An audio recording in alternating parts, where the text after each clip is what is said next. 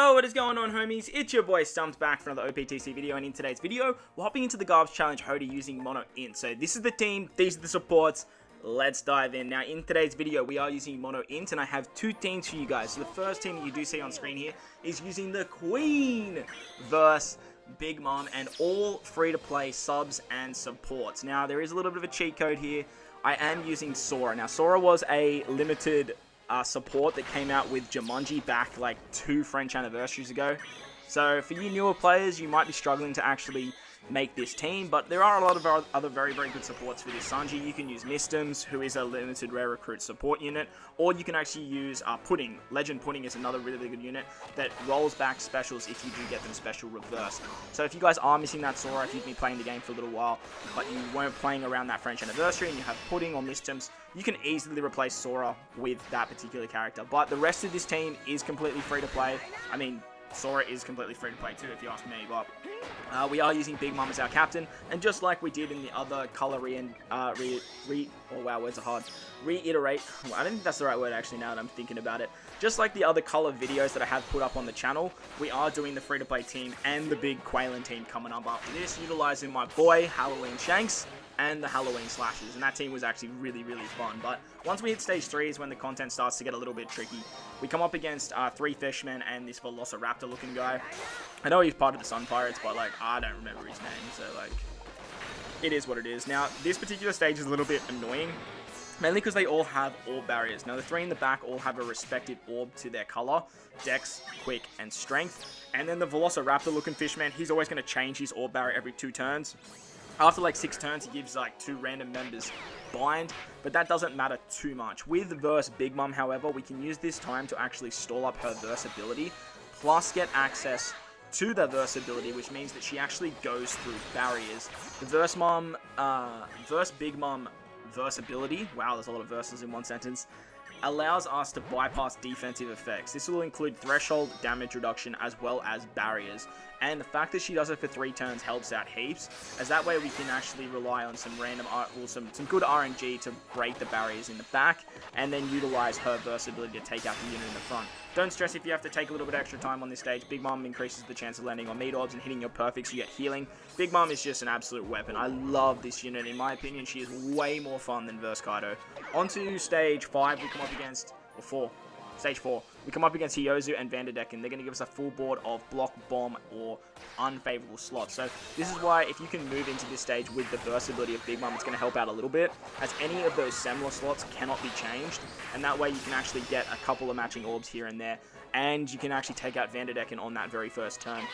Ideally, you just want to kill Hyozu by that 2nd turn, and you want to kill Vanderdecken by the 3rd turn. Otherwise, you're going to get a progressive poison, which is just going to be in for a real bad time. It'll pretty much spell the end of your run.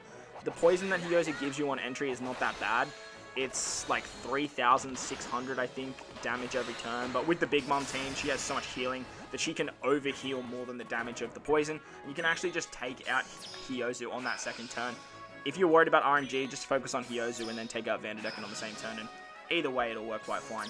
Moving on to the Dosan and Zeo stage, they have 4 turns of threshold, and Dosan hits you so damn hard. So with Treasure Map Rage, we can remove the threshold, and basically we're just going to try and take out Zeo on the very first turn, and then just start focusing on Dosan with our normal attacks. The good thing about Dosan is he's always on a 3-turn cooldown, which actually is really nice, because that way we actually get a little bit more damage against him. Now, what I would recommend doing on this particular stage is utilizing your verse BigMom verse ability, and then when you know you're going to move to the next stage, utilize the Magello special. Now, I actually prematurely used the Magello special on this particular stage, as we didn't even have enough damage to take out Zeo. So ideally, you want to use that orb lock mechanic to save as many Semler slots, so when we move into the next stage, we actually don't have to worry about that orb seal, or we can actually abuse that orb seal and utilize those Semler orbs. The beautiful thing about using the verse mod ability as well is when we actually kill things, we actually eat their souls, which is really nice, as we can actually just get more healing, which means it just sort of compensates for that that poison that we get. Now, this would have been a really good time to use the special of the Magello ship, as on the last turn of Dosan, we actually want to use a verse BigMom special to finish him off. So, like I said, I prematurely used the Magello special, but still managed to get the run done very comfortably. So, ideally on this particular stage, like when you're about to move on to the Icarus and Daruma stage, use that ability to lock your orbs, provided you have a good orb roll. On this particular stage against Daruma and Icarus, they're going to give us that Orb Seal mechanic in 5 turns of burn, but they're not immune to defense down, or they don't have full immunity, which means you can use stuff like the Mero ability, you can use stuff like the double damage from Verse Kaido. So this particular stage looks a little bit tricky, but it's not overly that hard. We are going to activate the versatility of BigMom once again. Again, this just allows us to get some healing, changes any recovery slots into Semler, which cannot be changed as well. And then ideally, with that orb boost carryover that BigMom can provide, we want to try and take out Icarus in the very first turn. Now, don't be afraid to hit your perfects through the burn, mainly because the burn will actually kick in before, actually kicks in after you eat the Semler slots. I thought it was before, but it is what it is. Getting that healing with BigMom just by killing things helps out heaps. And with that...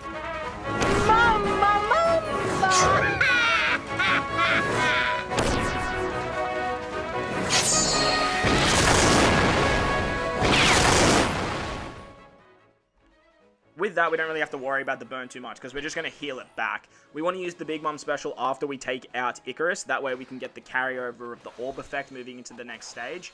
And we're going to get an attack boost with Carrot, so we don't have to worry about having both BigMom specials. But the amount of HP that BigMom can provide, like I said, you can just tap your way through the burn, because the amount of healing that you get with the Verse BigMom ability just sort of compensates for that damage. Once we do hit the final stage against Hody, he is going to do a bunch of different things. He's going to give us Sailor Despair for 3 turns. He's going to roll back our specials for 2 turns. And he has 2 turns of defense up. He also becomes a super type unit, and I did find out that the enemies becoming super type means that we do less damage if we are attacking with color affinity. Still, you want to be attacking with color affinity, you're going to do more damage no matter what. But with the Sobercook special, we can get a full board of orbs and get our cooldowns thanks to the Sora support. We can use the Carrot special to remove the defense up and give our int units and quick units an attack boost. And then we can finish it off by getting a chain lock with our Viola and Rebecca. With that, we basically have everything we need to do enough damage to take out our boy Hody here, and we can say goodbye thanks to good old Verse BigMom. So that was the free-to-play subs team. It actually works really well thanks to Verse BigMom. Let's move on to that big old Whalin team now. On to the big old Whalin team now. We're using my boy Halloween Shanks and the Halloween Slashers. So this is the team. These are the supports. Let's dive in. Now, with this particular team, we do have some pretty notable supports. We have Bellamy on our Rare Recruit Dofi, who came out with the Blackbeard and Katakuri batch. We have the free-to-play Perispero from Kazuna on our Shanks. That is very, very important. And then once again, we have a special cooldown reducer on our Sanji. This time I did go with Legend Pudding instead of Sora, just to change it up a little bit for you guys. But unfortunately for Int, there's really no other way of getting around the special reverse besides utilizing something like this Sobercook. Now, you can easily tank a shot on the Hody stage, and then you can remove the damage reduction that gets inflicted on that second turn that he puts up on himself. But the way I like to play, I like to try and do things not as quickly as possible, but like still use those sort of big brain strats to get around certain debuffs that the content can provide within sort of a 1-turn period. As you guys can see, we are using a friend Halloween Mihawk. The big reason I wanted to run Halloween Shanks and Halloween Mihawk is Halloween Shanks has a very good super type when we do come up against those bomb and block orbs, and then Halloween Mihawk just has an amazing special, as well as having a very, very good super typing to give us some guaranteed orbs. And that way we can partner it up with the Perispero support on our Shanks, and with that, we can actually hang on to some orbs. Another beautiful thing about using the Halloween Slashers is they all have Barrier Pen, which means when we come up against this stage, against the Fishmen and the Velociraptor looking guy, we actually don't have to worry about the barrier at all. Like, we can just literally tap with our Slashers, start with our Sobercook and our Dofi because they don't have Barrier Pen, and then let the back-end damage of Shanks, Mihawk, and Law take out those units easy peasy. Once we move on to the next stage, we come up against Hyozu and Vanderdecken. They give us a standard poison and change all of our orbs into unfavorable block or bomb.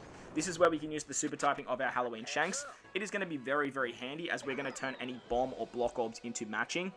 Ideally, you want to hopefully get those orbs, so that way you can convert them into matching orbs. But the enemy's also not immune to defense down, so Halloween Shanks is actually also going to give us, or set the defense to 0, which is really, really nice, and means we can output a lot more damage and actually take out Hyozu on the very first turn.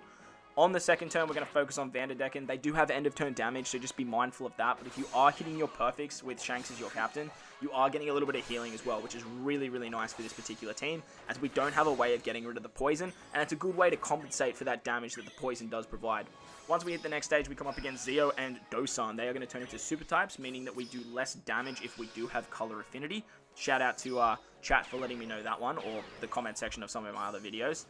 They are going to put up 4 turns of Threshold. So utilizing the Dofi special with the Bellamy support is actually going to get rid of all 4 turns. And with Dofi's double special, it means we're going to have it ready for the final stage as well. With this particular turn, we're going to try and take out Zeo just with our normal attacks, or try and do as much damage as we possibly can to him. And that way we can take him out on the second turn if need be. Provided you guys got a good orb roll, you should be able to take him out on the very first turn. Dosan, the beautiful thing about Dosan, even though he hits very, very hard, he hits for like 70k and you basically will die. But he's always on a 3-turn cooldown, and unless you're running the Dex team, no real team has any real issues with taking out Dosan, just sort of with normal attacks.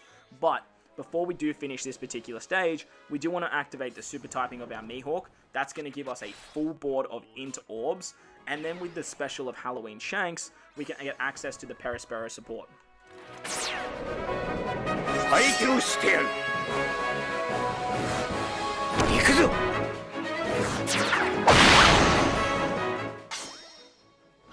So once we've done that, we've got color affinity, we've got a chain boost, and we've locked our orbs. We're going to finish it off with our friend Halloween Mihawk now.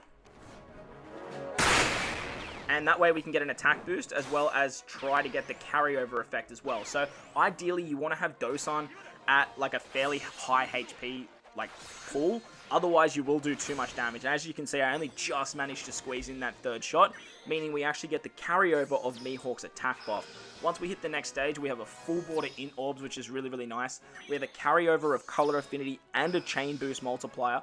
Then we have the carryover of Mihawk's attack boost, and then we can actually use Law to get an orb boost. Now, I did put Robin on Law, mainly just in case I did too much damage to not get the carryover of the attack boost. But if you do too much damage, that Robin support is actually going to come in clutch, as you can get an attack boost on this stage too. We get that orb seal mechanic, but we can actually abuse that, hang on to those INT orbs, which is really, really nice, and finish off this stage in 1 turn.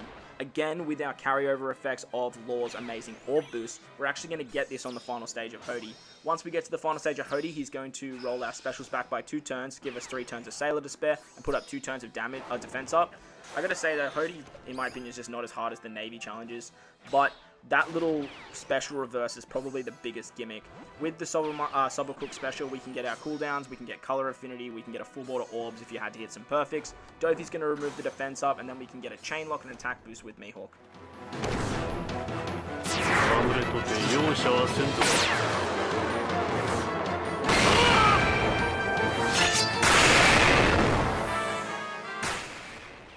So thanks to that support of V1 Zoro, we're going to have a chain lock as well as the attack boost, which is really, really nice. And that's why you want to use the Mihawk, your friend Captain Mihawk first before yours. And with that, we have enough damage to take out Hody. So I hope you guys enjoyed this one. If you did, make sure to go down there and belt that like button for me if you're new to the channel. Hit the big red subscribe button too. But guys, wherever you are in this beautiful world, please remember to enjoy the rest of your day.